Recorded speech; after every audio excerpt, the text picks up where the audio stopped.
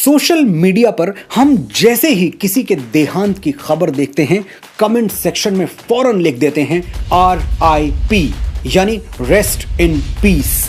ये हमारा तरीका है अपनी संवेदनाएं प्रकट करने का। We feel sorry for the departed soul. हम अपनी प्रेयर्स ऑफर करते हैं, और प्रेयर क्या है? आपकी आत्मा शांति से विश्राम करे, may your soul rest in peace. ये इंटेंशन सही है, लेकिन एक्शन गलत है।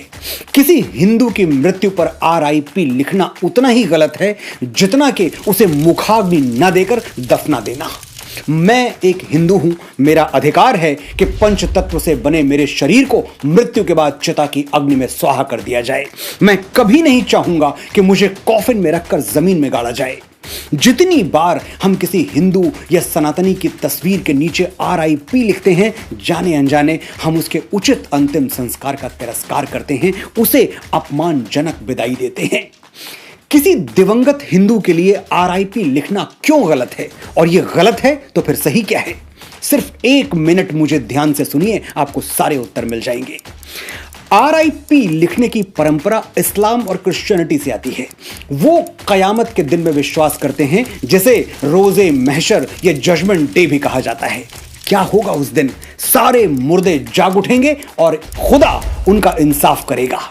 इसी जजमेंट डे के लिए मुर्दों को कब्र में इंतजार करना पड़ता है और उनके लिए रेस्ट इन पीस की दुआएं की जाती हैं। लेकिन सनातन की परंपराएं 100% 100% साइंटिफिक हैं, इसीलिए हमारे यहां RIP जैसी कोई थ्योरी है ही नहीं। भगवान श्री कृष्ण भगवद गीता के अध्याय 2 श्लोक संख्या 22 और 23 में कहते हैं, वासांसि जीर्णानि यथा विहाय नवानि गृह्णाति नरो पराणि तथा शरीराणि विहाय जीर्णान्यन्यानि संयति नवानि देहि नयनम छिन्दन्ति शस्त्राणि नयनम दहति पावकः न चैनम क्लेदयन्तापो न शोषयति मारुतः।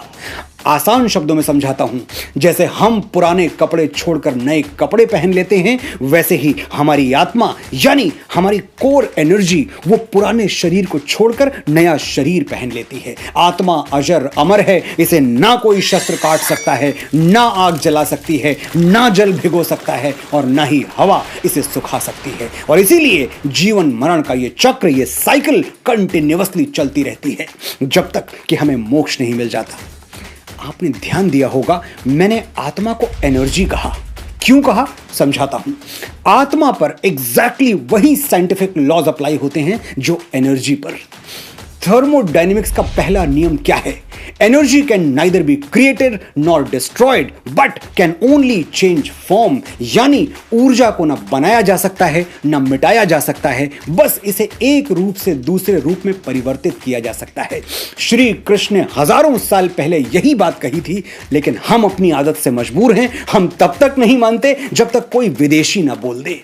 19वीं सदी में जर्मन और ब्रिटिश साइंटिस्ट ने एनर्जी के बारे में वही थ्योरी दी जो 5000 वर्ष और 1 युग पहले कुरुक्षेत्र के मैदान में भगवान श्री कृष्ण आत्मा के बारे में दे चुके थे।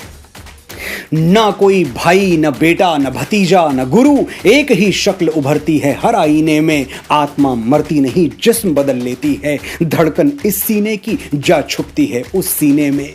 जिस्म लेते हैं जन्म, जिस्म फना होते हैं, और जो एक रोज फना होगा वो पैदा होगा। एक कड़ी टूटती है, दूसरी बन जाती है। खत्म ये सिलसिलाए जिंदगी, फिर क्या होगा? कैफी साहब ने लिखा था। हमारे यहां आत्मा मरती ही नहीं तो कब्रों में आराम क्या करेगी? ये रेस्ट इन पीस की थ्योरी इस्लाम और क्रिश्चियनिटी के लिए सही होगी, हमारे लिए नहीं है। हम किसी जजमेंट डे, किसी रोजे कयामत का इंतजार नहीं करते। एक शरीर छोड़ते ही हम दूसरा शरीर धारण कर लेते हैं और चरैवेति के सिद्धांत पर चलते रहते हैं। Rest in peace does not do justice to a Hindu soul. मैं बड़ी विनम्रता से निवेदन करता हूं, RIP लिखने से पहले ये जरूर देख लें कि कहीं आप ये प्रार्थना किसी हिंदू के लिए तो नहीं कर रहे, क्योंकि इससे उसकी आत्मा को शांति तो नहीं मिलेगी, हां कष्ट जरूर होगा। तो फिर क्या लिखना चाहिए? विनम्र श्रद्धांजलि या ओम शांति, जो भी आपको ठीक लगे।